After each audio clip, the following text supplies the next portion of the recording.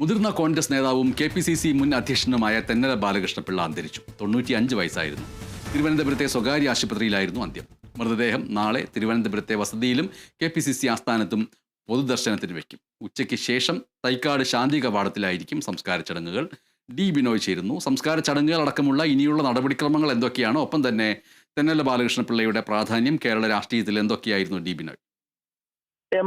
തെന്നല ബാലകൃഷ്ണപിള്ളയുടെ ഭൗതികദേഹം ഇപ്പോൾ അദ്ദേഹത്തിന്റെ മുക്കോലയ്ക്കുള്ള വീട്ടിൽ ആണ് പൊതുദർശനത്തിനായി വെച്ചിരിക്കുന്നത്. നിരവധി പേരാണ് അവിടെ പൊതുദർശനത്തിനായി എത്തിച്ചേർന്നുകൊണ്ടിരിക്കുന്നത്. കാരണം കോൺഗ്രസ് നേതാക്കന്മാർക്ക് അപ്പുറം അദ്ദേഹത്തിന് ഈ സമൂഹവുമായി വലിയൊരു ബന്ധമുണ്ടായിരുന്നു.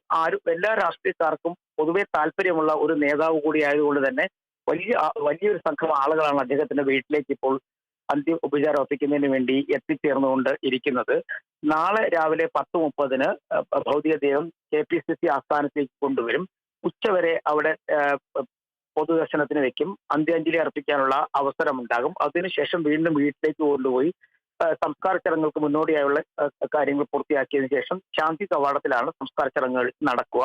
രാവിലെ 11 മണിയോടുകൂടിയാണ് അദ്ദേഹത്തിന്റെ മരണം സ്ഥിരീകരിച്ചത്. കഴിഞ്ഞ 3 ദിവസമായി തിരുവനന്തപുരത്തെ സ്വകാര്യ ആശുപത്രിയിൽ ചികിത്സയിലായിരുന്നു. ശ്വാസതടസ്സം സംബന്ധിച്ച അസുഖങ്ങൾ ഉൾപ്പെടെ ഉണ്ടായിരുന്നു. മാത്രവുമല്ല അദ്ദേഹത്തിന് കഴിഞ്ഞ 2 മാസമായിട്ട് ശാരീരിക പ്രശ്നങ്ങളും ഒക്കെ ഉണ്ടായിരുന്നു. അതുകൊണ്ട് തന്നെ പുറത്ത് സാധാരണ ചടങ്ങുകൾ പങ്കെടുക്കാനോ കോൺഗ്രസ് യോഗങ്ങൾ പങ്കെടുക്കാനോ അദ്ദേഹം ഉണ്ടായിരുന്നില്ല. വിശ്രമ ജീവിതം തന്നെയായിരുന്നു. ഇതിനിടയിൽ രാഹുൽ മാങ്കൂട്ടത്തിൽ വിജയിച്ചപ്പോൾ മാത്രമാണ് അദ്ദേഹത്തെ കാണാൻ അങ്ങോട്ട് പോയത്. അത് ഈ തെന്നല ബാലകൃഷ്ണപിള്ളയുടെ വീട്ടിലേക്ക് പോയി അദ്ദേഹത്തെ കണ്ടതും. നിലവിൽ ഇപ്പോൾ അദ്ദേഹത്തിന്റെ ഭൗതികദേഹം അദ്ദേഹത്തിന്റെ മുക്കോലയ്ക്കലെ വീട്ടിലുണ്ട്. കേരള കോൺഗ്രസ് രാഷ്ട്രീയത്തിൽ ഒരു നിർണായക ശക്തിയായിരുന്നു, ഒരു സൗമ്യനായ മനുഷ്യനായിരുന്നു, സൗമ്യനായ നേതാവായിരുന്നു ഒക്കെയാണ് പൊതുവെ വിലയിരുത്തപ്പെടുന്നത് തെന്നല ബാലകൃഷ്ണപിള്ളയെ കുറിച്ച്. കാരണം കൊല്ലം ജില്ലയുടെ ശൂരനാടാണ് അദ്ദേഹം ജനിച്ചത്. അവിടുത്തെ ഒരു വലിയ ഭൂപ്രഭുവിന്റെ മകനായിരുന്നു.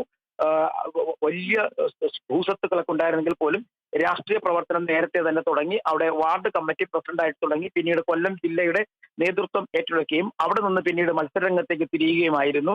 അദ്ദേഹത്തിന് പിന്നീട് 2 പ്രാവശ്യമാണ് അടൂരിൽ നിന്നും ജനപ്രതിനിധിയായത്. തൊട്ടു പിന്നാലെ 2001 കോൺഗ്രസിന് കേരളത്തിൽ അധികാരത്തിൽ വരുന്നതിന് വേണ്ടി നിർണായക പങ്ക് വഹിച്ചത് ഇദ്ദേഹം തന്നെയായിരുന്നു.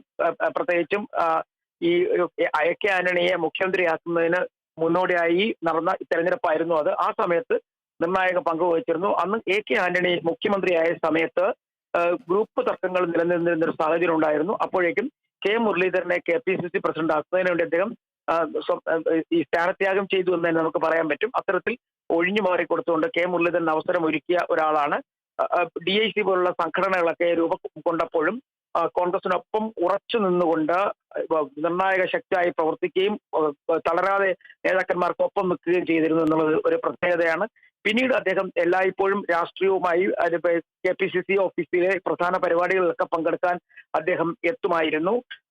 കഴിഞ്ഞ സമയങ്ങളിലൊക്കെ അദ്ദേഹത്തിന്റെ സാന്നിധ്യം അവിടെ ഉണ്ടായിരുന്നു. പ്രത്യേകിച്ച് എന്തെങ്കിലും ചടങ്ങുകളൊക്കെ ഉണ്ടെങ്കിൽ തന്നെ തെന്നല ബാലകൃഷ്ണപിള്ള എത്തുന്ന പതിവായിരുന്നു. ഒപ്പം അദ്ദേഹം സഹകരണ മേഖലയുമായി ബന്ധപ്പെട്ട് നടത്തിയ പ്രവർത്തനങ്ങളും വളരെ വലുത് തന്നെയാണ്. സഹകരണ മേഖലയും കാർഷിക മേഖലയും തങ്ങൾ കൂട്ടിയോജിപ്പിച്ചുകൊണ്ട് ലോൺ ഉൾപ്പെടെയുള്ള സാധനങ്ങൾ അനുവദിക്കുന്ന കാര്യത്തിലും കാർഷിക സഹകരണ ബാങ്കുകൾ തുടങ്ങുന്ന കാര്യത്തിലും ഒക്കെ തെന്നല വലിയ തരത്തിലെ പ്രവർത്തനങ്ങൾ നടത്തിയിരുന്നു. ഇത് കൂടാതെ അദ്ദേഹത്തിന്റെ ഏറ്റവും എടുത്തു പറയത്തക്ക മറ്റൊരു നേട്ടം ഈ ശബരിമലയുമായി ബന്ധപ്പെട്ടുള്ള അയ്യപ്പ സേവാ സംഘം ഒരു ട്രസ്റ്റ് ഉണ്ടായിരുന്നു. ആ ട്രസ്റ്റുമായി ബന്ധപ്പെട്ട് പ്രവർത്തിച്ച് ശബരിമലയുടെ വികസനത്തിന് വേണ്ടി ചെയ്യാവുന്നതൊക്കെ അദ്ദേഹം ചെയ്തിരുന്നു. ഓരോ തീർത്ഥാടന കാലത്തും അദ്ദേഹത്തിന്റെ നേതൃത്വത്തിൽ അവിടെ ഈ സ്ട്രെച്ചർ സർവീസുകൾ, അതായത് അവശരായി വീഴുന്ന ആളുകളെ ആശുപത്രിയിൽ എത്തിക്കാനും മറ്റുമൊക്കെ ആയിട്ട് അത്തരത്തിലൊരു വലിയ സേവന പ്രവർത്തനത്തിന് നേതൃത്വം നൽകിയതും തെന്നല ബാലകൃഷ്ണപിള്ളയായിരുന്നു. അങ്ങനെ സമസ്ത മേഖലകളിലും അദ്ദേഹത്തിന്റെ സാന്നിധ്യം അറിയിച്ചിരുന്നെങ്കിലും അങ്ങനെ ഒരു പ്രത്യക്ഷത്തിൽ ഒരു ഗൗരവക്കാരനായ നേതാവല്ലായിരുന്നു. സൗമ്യനായ മനുഷ്യൻ. എല്ലാ തർക്കങ്ങളും പ്രശ്നങ്ങളും വരുമ്പോഴൊക്കെ ചിരിച്ചുകൊണ്ട് ഒരു ചിരി മാത്രം, അത് ചെറിയൊരു ചിരി മാത്രം, ആ ചിരിയിലെല്ലാം ഒതുങ്ങുമായിരുന്നു.